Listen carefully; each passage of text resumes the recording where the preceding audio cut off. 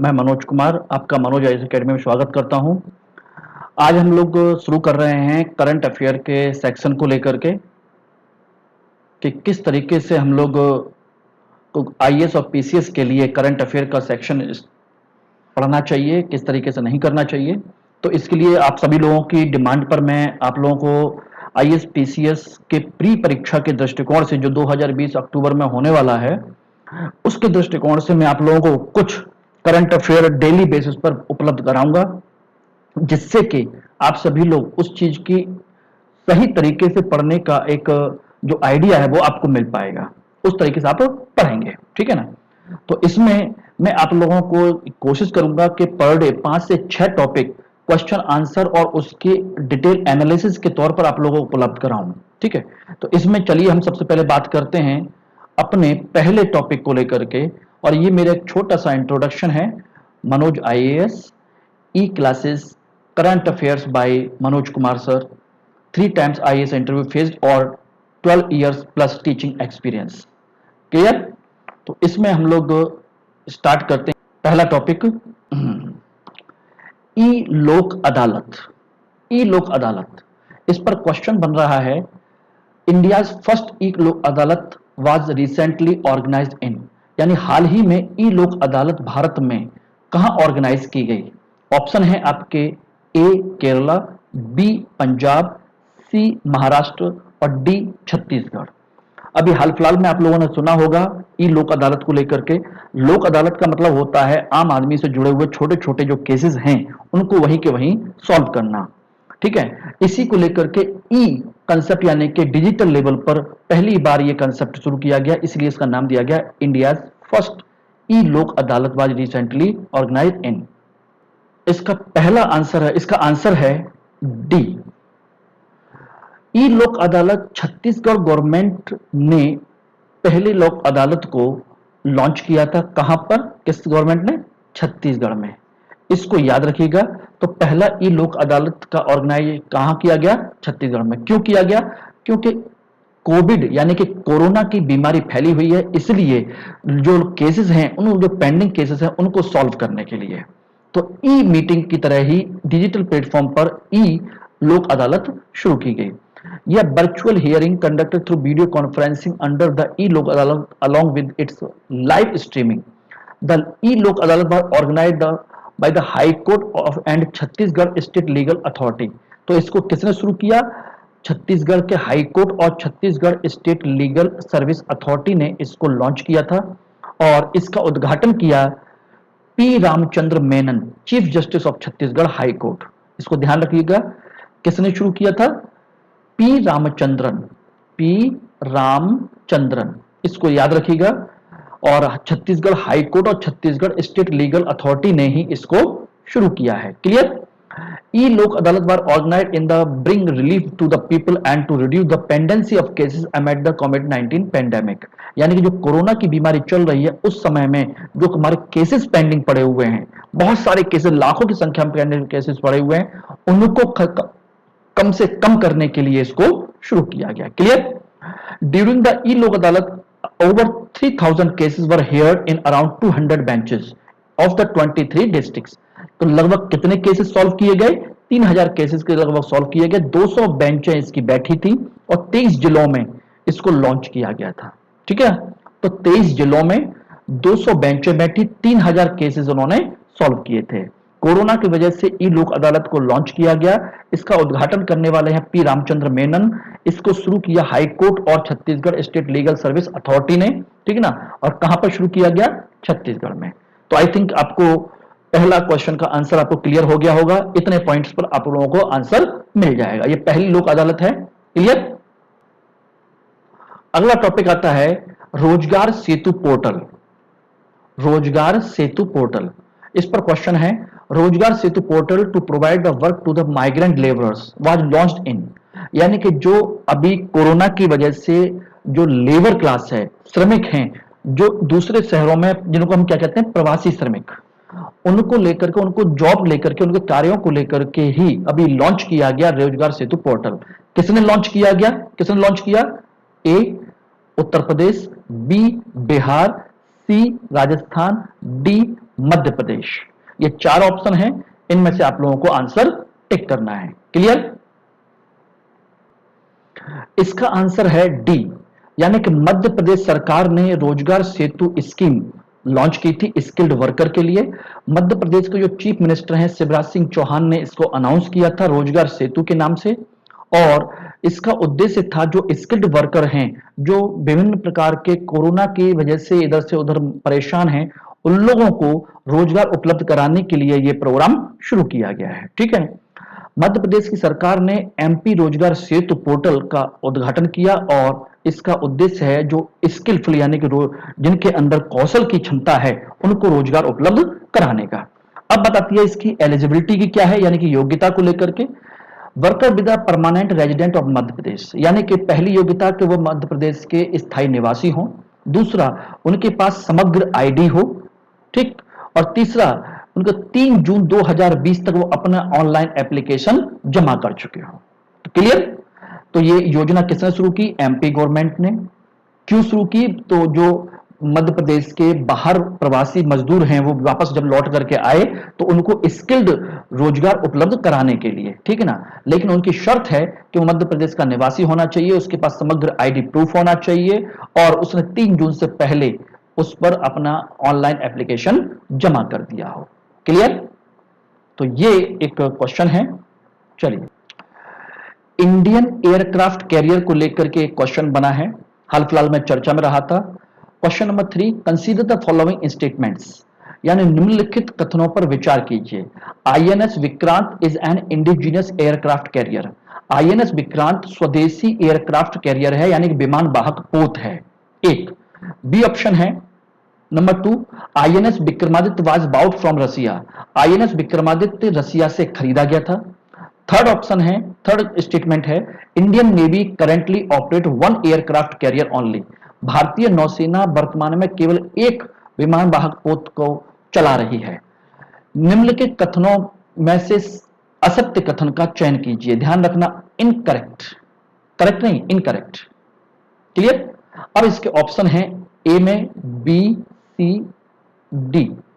Only 1, only 3, 2 and 3 and none of the above, यानी केवल 1, केवल 3, 2 और 3 और इनमें से कोई भी नहीं। चलिए अब इसका आंसर हम देखते हैं क्या है।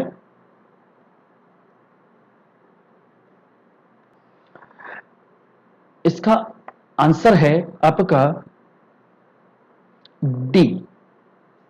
Clear? India bought INS Vikramaditya from Russia. INS Vikramaditya जिसे हम एडमिरल गोर्स्कोव भी कहते हैं, हमने रसिया से खरीदा था, यानी कि यह सोवियत संघ का पुराना वेसल है और इंडियन नेवी में 2013 में आया था। ठीक। आईएनएस विक्रमादित्य स्वदेशी एयरक्राफ्ट कैरियर है जो कि कोचीन शिपयार्ड कोची में केरला में बनाया गया था। Clear? It is the first aircraft carrier to be built in India, यानी पहला हमारा एयरक्राफ्ट कैरियर है जो भारत में हमने बनाया था। ठीक। तीसरा point, Indian navy currently operate 1 aircraft carrier only, INS Vikramaditya. वर्तमान में नौसेना केवल एक आईएनएस विक्रमादित्य यानी कि जो हमने रूस से खरीदा था उसी को ऑपरेट कर रही है। Is it clear? INS Vikramaditya हमारे पास केवल एक है और हाल फिलहाल में वही है, बाकी हम और बना रहे हैं, सारे काम चल रहे हैं। ठीक है। तो इसलिए इस पर ध्यान दीजिएगा कि इस समय केवल एक हमारा आईएनएस विक्रमादित्य हमारे यहां काम कर रहा है। Clear? Next question, world wildlife crime report 2020। World wildlife crime report 2020 was release recently by, यानी कि विश्व वन्य जीव अपराध रिपोर्ट 2020 हाल ही में लॉन्च की गई थी। किसके द्वारा? Option A traffic, option B UN environment programme UNEP, option D C UN office on drugs and crime UNODC कहते हैं, यूएनओडीसी, और चौथा है wildlife crime control bureau 4। ये 4 ऑप्शन हैं। अब देखते हैं इसका सही आंसर क्या होना चाहिए।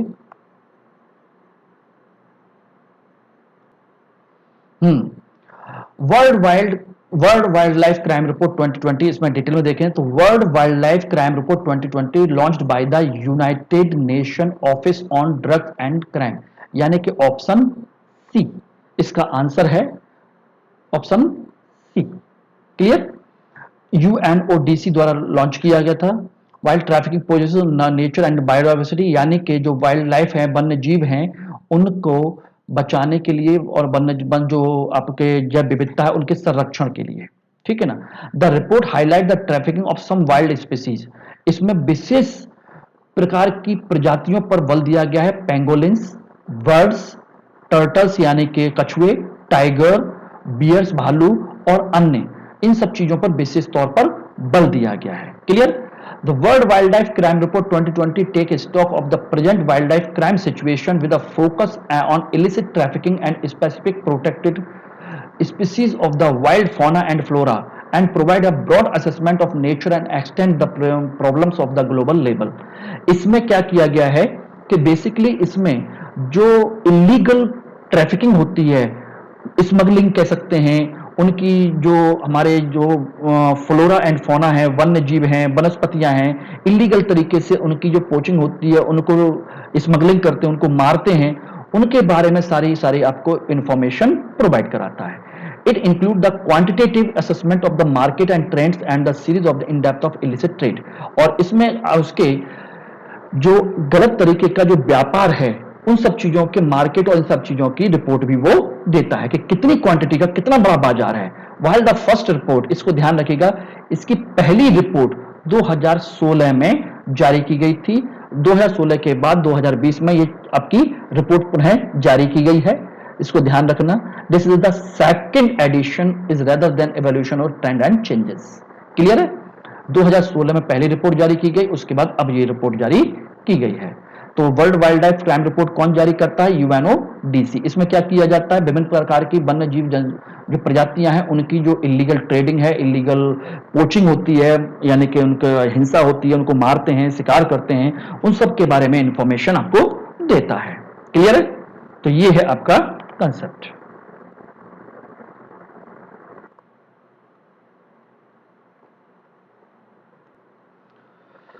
हिमालयन व्याघ्रा किसे कहते हैं? Himalayan Viagra is a fungus, plant, lichen, algae, यानी कि फंगस मीन्स कह सकते हैं कवक, प्लांट मीन्स पौधे, लाइकेन लाइकेन होता है, और एल्गी यानी कि कहा जाए तो शैवाल। ये आपके ऑप्शन है। हाल फिलहाल में काफी चर्चा में रहा, तो 4 ऑप्शन है, इसको आप देख लीजिए क्या है क्या नहीं है। ठीक है ना? तो इसका आंसर हम देखते हैं। तो आंसर देखा जाए तो Himalayan Viagra is a fungus. इस चीज को ध्यान रखिएगा, क्या है? ये फंगस है, यानी कि ऑप्शन ए यानी कवक। रिसेंटली आईयूसीएन जो has placed the fungus the vulnerable category, हाल ही में आईयूसीएन ने इसे वनरेबल कैटेगरी में शामिल किया है, यानी कि संकटापन्न स्थिति में शामिल किया है, क्योंकि इसमें बताया गया है कि लगभग पूरे पिछले 15 सालों में इसमें 30% का डिक्लाइन हुआ है। ठीक, ये एक endemic to the Himalayan and Tibetan plateau. ये कहां पाई जाती है? ये पाए जाते हैं हिमालय और तिब्बत के पठार में पाया जाता है। स्पेशली ये चाइना, भूटान, नेपाल और इंडिया में पाई जाती है ये। ठीक है ना? उनके पहाड़ी इलाकों में। और इंडिया में बेसिकली कहां है? इंडिया में उत्तराखंड में कि जो ऊपर के इलाके हैं, खासकर पिथौरागढ़ और चमोली डिस्ट्रिक्ट, वहां पर पाई जाती है। पिथौरागढ़ और चमोली डिस्ट्रिक्ट, इसको याद रखिएगा। उत्तराखंड में विशेष तौर पर हिमालयन व्याघ्रा पाई जाती है। हाल फिलहाल में चर्चा में क्यों आई? क्योंकि यह विश्व की सबसे महंगी फंगस है, यानी 20 लाख रुपए पर केजी। और अभी कोरोना की वजह से इसमें काफी डिक्लाइन हुआ, सारी चीजें हुई। इसकी वजह से क्या हुआ कि इसकी जो कॉस्ट है बहुत कम रह गई है, कोई खरीदने के लिए तैयार नहीं है, इसलिए हाल फिलहाल में यह चर्चा में आया था। इस चीज को ध्यान रखना। हाल फिलहाल में चर्चा में क्यों आया? क्योंकि कोरोना की वजह से इसकी मार्केटिंग वैल्यू डाउन हो गई। जो 20 लाख रुपए पर केजी बिकता है, वो 5 लाख रुपए पर केजी में भी कोई खरीदने के लिए तैयार नहीं है। ये कहां पाई जाती है? पिथौरागढ़ और चमोली डिस्ट्रिक्ट उत्तराखंड में। वैश्विक स्तर पर देखा गया है तो चाइना, भूटान, नेपाल और इंडिया में पाई जाती है। स्पेशली इसकी जो डिमांड है वो चाइना में सबसे ज्यादा होती है। चाइना में इसकी सप्लाई सबसे ज्यादा होती है, जिसकी वजह से भारत को काफी लॉस है। क्लियर? तो ये थे आज के हमारे 5 टॉपिक। पहला टॉपिक जिसमें हमने बात चर्चा की थी, तो हम देख सकते हैं कौन कौन से हैं। एक टॉपिक था हमारा आपका हिमालयन व्याघ्रा को लेकर के, दूसरा world wildlife crime report को लेकर के, तीसरा था आपका ई लोक अदालत को लेकर के, चौथा रोजगार सेतु ऐप को लेकर के, और पांचवा था आपके आईएनएस विक्रमादित्य को लेकर के। तो इन 5 टॉपिक पर हम लोगों ने चर्चा की है और उम्मीद करता हूं कि इसके माध्यम से आप लोगों को काफी फायदा मिलेगा, और उम्मीद करूंगा कि आप लोग इसका फायदा उठाइए, ज्यादा से ज्यादा लोगों तक इसको शेयर कीजिए, और हमारे चैनल है मनोज आईएएस, इसको सब्सक्राइब कीजिए।